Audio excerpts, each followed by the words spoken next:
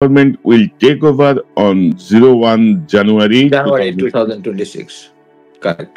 সরকার বলছে জুনের মধ্যে নির্বাচন, উনি বলছেন যে জানুয়ারির 1 তারিখের মধ্যে নতুন গভর্নমেন্ট দেখবেন, উনি নতুন গভর্নমেন্ট দেখবেন। How dare he is, how dare he is, is just how dare he is. মানে আমি তো বুঝলাম না কিছু। এটা আমি বলতে পারি উনি ইউনিফর্ম পরে? উনি পারে না। আমার মনে হয় যে অ্যাকচুয়ালি উনি তো একটা এই গভর্নমেন্ট কর্মচারী, তাই না? উনি রাষ্ট্রের চুক্তিভিত্তিক কর্মচারী। কারেক্ট। এই গভর্নমেন্ট চুক্তি দেওয়া হয়েছে ওনাকে। এই গভর্নমেন্ট তাকে এতদিন কেন সহ্য করতেছে, এটা আমার মানে মাথায় ধরে না। ডক্টর ইউনূস হচ্ছে মানে পুরো ওয়ার্ল্ড ভাইজা খাওয়া লোক, তো ওনারে আপনি চোখ রাঙায় লাভ হবে না, আর এসব কথা বলে লাভ হবে না। সেনাবাহিনীর বিরুদ্ধে অপপ্রচার, আমার বিরুদ্ধে অপপ্রচার, নো।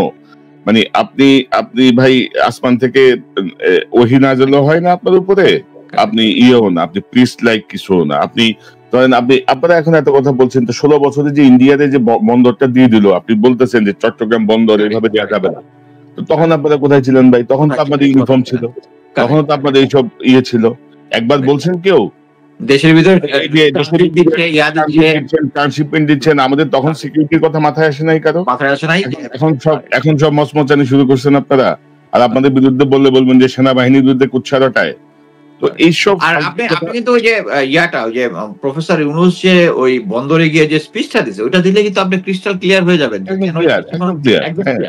একদম এটা দেশের লাভের জন্যই হচ্ছে, যাতে পলিটিক্যাল পার্টিরা এখানে ইনফ্লুয়েন্স করতে না পারে। আর দেখেন, পৃথিবীর 70টা দেশে ডিপি ওয়ার্ল্ড আছে, তাদের সর্বভৌমত্ব নিয়ে কোনো সমস্যা হচ্ছে না, শুধু আমাদের হচ্ছে। এইদিকে যখন ইন্ডিয়া যখন আমাদের কোস্ট লাইনে রাডার বসানোর সমস্ত ফাইনাল হয়ে গেছিল, তখন আমাদের তখন ঠিক আছে, তখন সব ঠিক আছে। এখন হচ্ছে এই আমাদের এটার উপরে কন্ট্রোল থাকতে হবে, নাহলে সর্বভৌমত্বের উপরে ব্যবস্থা হয়ে যাবে। বাট কথা হচ্ছে, এটার মাধ্যমে যে অটোমেশন হয়ে গেলে, এটার মাধ্যমে যে চুরিধারি বন্ধ হয়ে যাবে, এই জিনিসগুলা ঘুষ খাওয়া বন্ধ হয়ে যাবে, এইটাই ওরা মানতে পারতেছে না। অলরেডি ব্রিগেডিয়ার সাখাওয়াত হোসেন কিন্তু একটা গ্রুপ কি বলে হোয়াটসঅ্যাপের গ্রুপ চ্যাট করছে, যে তারা এনার্কি করতে চাইছিল, যে গ্রুপটা এখন কাজ করতেছিল পোর্টের জন্য, তাদের কিন্তু একটা গ্রুপ চ্যাট বা দেশে অস্থিতিশীল করার জন্য একটা গ্রুপ চ্যাট কিন্তু এক্সপোজ করেছেন উনি অলরেডি। না, এবং ধরেন যে মানে আমি আমার যেটা মনে হয় আর কি, যে এই জাতীয় বিষয়গুলো আসলে এইভাবে বলে, এইভাবে মুখোমুখি অবস্থান নিয়ে আমার মনে হয় না যে ডক্টর ইউনূসকে আপনি মানে বশ করতে পারবেন। আর আপনি যেটি বলছিলেন যে আমাদের পোর্ট হচ্ছে লস, আমাদের বিমান হচ্ছে লস, আমাদের এয়ারপোর্ট হচ্ছে লস, তো আপনি বিমানটাকে ভাই এমিরেটসের সঙ্গে একটা জয়েন্ট ভেঞ্চারে আসেন না। বাংলাদেশ বিমান পাওয়ার্ড বাই এমিরেটস, মানে পুরো পৃথিবীর 188টা দেশে বিমানের সার্ভিস চালু হয়ে যাবে। আমরা বছরে যা লস দিচ্ছি তার 100 গুণ বেশি আমাদের ইনকাম হবে। পৃথিবীর সকল রাষ্ট্র এটা করতেছে রে ভাই, এটা সার্বভৌমত্বের কিছু না, এটা বিজনেস। বিষয়গুলো যেমন ধরেন তিনি আরেকটা পয়েন্টে বলছেন যে সেনাবাহিনী অক্লান্ত ভূমিকা রাখছে 5ই আগস্টের পর থেকে। হ্যাঁ, অবশ্যই চেষ্টা করছে, অবশ্যই, এবং এ ব্যাপারে তো কোনো দ্বিমত নাই। যখন পুলিশ ছিল না, যখন পুলিশ সব পালিয়ে গেছে, সেনাবাহিনী রোলটা প্লে করেছে। কিন্তু তারপরেও তিনি বলছেন এখানে দেখেন, অক্লান্ত ও নিঃস্বার্থ ভূমিকা সত্ত্বেও বিভিন্ন মহল হতে সেনাবাহিনী ও সেনাপ্রধানকে টার্গেট করা হচ্ছে। সেনাবাহিনীকে কেউ টার্গেট করছে না, আমি প্রথমেই বলেছি। এবং যে কথাগুলো আপনি বলছেন, আমরা জানতে চাই বারবার, এই যে 626 জন বা 27 জন যে নাম্বার, এই এখতিয়ার আপনাকে কে দিয়েছে? তাদেরকে নিরাপত্তা দিয়েছেন, ভালো কথা, তাদেরকে ছেড়ে দেওয়ার অধিকার কে দিয়েছে? কে কাকে দিয়েছে? কারেক্ট। এইটাই আমি একটা জিনিস বলি, যখন 5ই আগস্টের পরে, আগস্টের মধ্যেই আমাকে অ্যাকচুয়ালি একটা সার্ভিং অফিসার, ক্যাপ্টেন, যে সাভার এলাকায় ছিল, সে আমাকে ফোন করে বললো যে স্যার, আমি জানি যে আওয়ামী লীগের এই নেতার পাশে অস্ত্র আছে, আমি যখন অপারেশন করতে আমার অস্ত্র দিতে যাচ্ছে না। সো এইটাই হচ্ছে আর কি, যে যেহেতু 9 ডিভিট জিওসি এবং ওখানকার কমান্ডার গুলো সবগুলো ছিল আওয়ামী, সো এরা কিন্তু গ্রাউন্ডে এখন ম্যাজিস্ট্রেসি পাওয়ার নিয়ে যদি যত যাই বলেন, আইন কানুন সবকিছুতে আছে, কিন্তু এটা ইমপ্লিমেন্ট তো করতে হবে।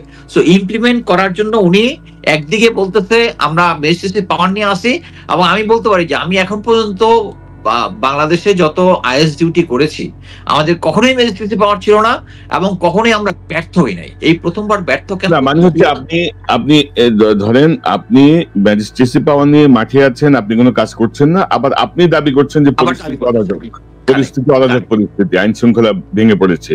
আমি কেন বলতেছি যে জুনিয়র অফিসাররা উনি যদি এখন এই যে এখন যে মানে তার মাসল ফ্লেক্স করলো সরকারের সামনে যে সে শক্তি দায়িত্ব, বাট এটা বলতে পারি যে জুনিয়র অফিসাররা এই যে আমি এতক্ষণ যেটা বললাম যে তাদেরকে অপারেশন করতে দেওয়া হচ্ছে না, they know the exact thing. So উনি অ্যাকচুয়ালি সরকারকে ভয় দেখাচ্ছে এই কথাগুলো বলে, এবং ওখানে কোশ্চেন আনসার সেশনে যেগুলো সেট করেছে ওটা উনার সেট করা জিনিস, বাট অন গ্রাউন্ডে তার এই পাওয়ারটা নাই, কারণ আর্মি তার পিছনে নাই।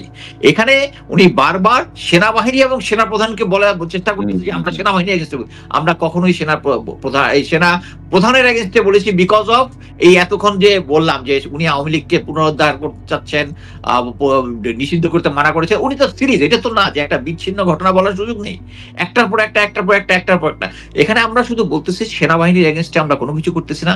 সেনাবাহিনী এখনো যে মেইন ফোর্স যেটা আছে উপরের দিকে 30-35 জন ছাড়া সবাই কেউ ইন্ডিয়ার হেজিমনি চায় না। এই যে মনে করেন যে আমি আমার কয়েকটা সত্যি বলেছি, 24 ডিবেট জিওসি নতুন জেনারেল মুশফিক গিয়ে প্রথমেই সে যে ফেনী ওখানে যে শেখ হাসিনা যে ব্রিজটা দিয়েছে ওখানে গিয়ে ওখানে ডিফেন্স সিস্টেমটা ফাইনাল করেছে, করে রিকমেন্ড করেছে ওখানে যে ইন্ডিয়ার জন্য যে জায়গাটা দিয়েছিল, এটা তো ইন্ডিয়া অ্যাকচুয়ালি তার মিলিটারি স্থাপনা করতো ফিউচারে, এখন শুধু যার ব্যবসা বাণিজ্যের কথা বলে যে এটা তাদের ইপিজেড বলার চেষ্টা করছে, বাট ওই জায়গাটার মধ্যে একটা ব্রিগেড প্লাস স্ট্রেংথ করার চেষ্টা করছে। এটা কিন্তু করতেছে, মানে এটা হচ্ছে একজন বেসিক অফিসার কিন্তু তাই করবে।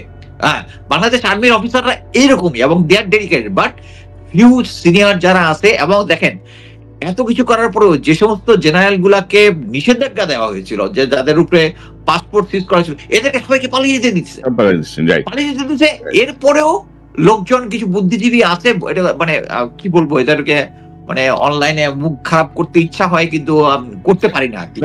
ধরেন ওয়াকার সাহেব ভালো, ধরেন একটা বিষয় বলবো যে ধরেন তারপরে ধরেন এই গত 10 মাসে যে কাউন্টার কু বা প্রতি বিপ্লব এই জাতীয় কিছু হয় নাই, এটা একটা ভালো সাইন আমি মনে করি। কিন্তু ধরেন এই যে গদবাঁধা কথা, দেশি বিদেশি স্বার্থান্বেষী মহলগুলো পরিস্থিতিকে আরো অবনতি ঘটাতে চাচ্ছে। তো দেশি বিদেশি স্বার্থান্বেষী মহল কাজ করতেছে না, কাজ করতেছে ইন্ডিয়া এবং আপনার সাবেক অভিভাবক হাসিনা। আপনি একটু বলেন যে এইভাবে ধরেন মানবিক করিডোর বা এটা নিয়ে যদি আপনার আপত্তি থাকে, বিং এ আর্মি চিফ, যেহেতু যে পরিস্থিতি হোক আপনি একটা ঝুঁকি নিয়েছেন 5ই আগস্টে, আপনি কথা বলেন না কেন? আপনি কথা তো বলতে পারেন। যদি কথা হয়েছে 3 বাহিনী প্রধান সহ উপদেষ্টার সঙ্গে ডক্টর ইউনূসের সাথে বৈঠক করেছেন, কিন্তু আপনি এইভাবে বলতে পারেন কিনা? আপনি একটু শুনি যে কোড অফ কন্ডাক্ট কি বলে। আচ্ছা, এখানে আমি একটা কথা বলি, সেটা হচ্ছে ওনার সাথে যে 3 বাহিনী সহ যে কনফারেন্সটা হয়েছিল ওখানে কিন্তু এই মানবিক করিডোর নিয়ে কথা হয়েছে।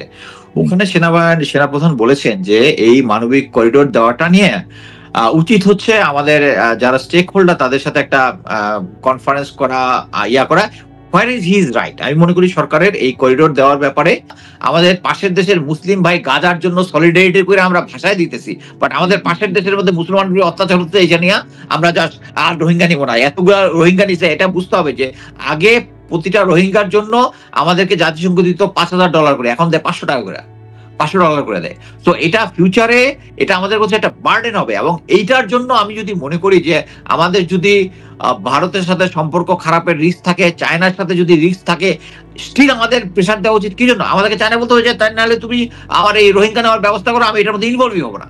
বাট কথা হচ্ছে এই সমস্যা মানে অতীতে এই ধরনের ক্রাইসিস সলভের জন্য মিলিটারি ফোর্স ডিপ্লয় হয়েছে, মিলিটারি ফোর্স ডিপ্লয় হওয়াটাই জরুরি। আমরা যদি এখানে, আমিও মনে করি, আমি ব্যক্তিগতভাবে মনে করি যে আমরা যদি এখন আরাকান আর্মি একটা উইনিং আর্মি, এই আর্মিকে যদি আমরা সাপোর্ট দেই, ফিউচারে আমাদের এই বর্ডারটা সিকিউর থাকবে। আমরা ধরে নিতে পারি এখন জান্তা সরকারের কোনো ফিউচারে গভর্নমেন্ট নাই, আমরা যদি আমেরিকার সাথে একটা ডিলে আছি, আমি যে একটা হাইপোথেটিক্যাল বললাম, এটা অনেকেই বিরোধিতা করবে, যে আমেরিকার সাথে একটা ডিলে আছি যে ওকে তুমি আমার এয়ার ডিফেন্স সিস্টেমটা চিটাঙ্গে ঠিক করে দিবা, আমি এখানে হেল্প করব, বাট আমার রোহিঙ্গার লোকজন নিয়ে যেতে হবে, দ্যাটস অল। বাট আমি মনে করি স্টিল আমাদের ট্রুপস ইনভলভ না করে আমরা যদি আমাদের বর্ডার পর্যন্ত দেই, তাহলে আমরা এটা অ্যাটলিস্ট একটা প্যাসেজ ওপেন হবে যেটা দিয়ে আমরা এই রোহিঙ্গা ইয়াটাকে আমরা সমাধান করতে পারবো। বিজনেস যেখানে সার্বভৌমত্ব বিপন্ন হচ্ছে ওইখানে আপনি স্যালিউট দিয়া খুশি, আর যেখানে আচ্ছা যাই হোক, তিনি বলছেন যে বাংলাদেশ সেনাবাহিনী দেশ ও জনগণের কোন রকম ক্ষতি হয় এমন কোনো কাজ করবে না এবং কাউকে এমন কোনো কাজ করতে দেবে না। ভালো, কিন্তু আমরাও ধরেন আপনি ভারতের পক্ষে বা হাসিনার পক্ষে করবেন, একদম ক্লিয়ার বাংলা কথা। আপনিও দিবেন না, আমরা ওইটা হইতে দিব না ইনশাল্লাহ। তো আমার মনে হয় যে এই যে ক্লেমটা উনি করলেন প্রজাতন্ত্রের কর্মচারী হিসেবে, প্রজাতন্ত্রের তো কোনো কর্মকর্তা নাই কিন্তু আমাদের সংবিধান অনুযায়ী, প্রজাতন্ত্র সব কর্মচারী। প্রজাতন্ত্রের কর্মচারী হিসেবে, সরকারের ট্যাক্সের টাকায় বেতনভোগী কর্মচারী হিসেবে তিনি, এটা তো সরাসরি সরকারকে অস্বীকার করা, তার নিয়োগকর্তাকে অস্বীকার করা, তাকে অস্বীকার করে। এরপরে আমি জানি না যে সরকার কি সিদ্ধান্ত নেবেন। সরকার এসব চোখ রাঙানি ভয় পাওয়ার কোনো কারণ নাই, কোনো কারণ নাই, কোনো কারণ নাই। আর্মি ওনার পিছনে নাই, জেনারেল ওয়াকারের পিছনে। তবে আমার একটা জিনিস মনে হয় কি জানেন, যে আমরা তো বারবার বলছি না যে ডক্টর ইউনূস আপনার অ্যাসোসিয়েটস যারা আছে, যাদেরকে আপনি বসাচ্ছেন, এই অপদার্থ গোষ্ঠীতে বিদায় করেন, না হলে কিন্তু বিপদে আপনি পড়বেন। এরা কিন্তু কেউ বিপদে পড়বে না, বদনাম হবে আপনার। ঠিক তেমনি জেনারেল ওয়াকারকে কিন্তু আমরা অনেকবার বলছি যে ভাই 30-35 জনের সরান, আপনার আশপাশে ক্লিন করেন। আপনি যেভাবেই হোক, যে কারণেই হোক, 5ই আগস্টের ভূমিকায় আপনি প্রশংসিত হয়েছেন, সেই প্রশংসাকে তারা রুইন করে ফেলবে। আমি বারবার বলছি, বুঝে নাই কিন্তু আমাদের কথা। বাংলায় বলছে, চাইলে ইংরেজিতে বলতে পারি, চাইলে হিন্দিতেও ট্রান্সলেট করে দিতে পারি। হিন্দিতে বললে একটু বেশি ভালো বুঝতে পারে, দেখতে পারে।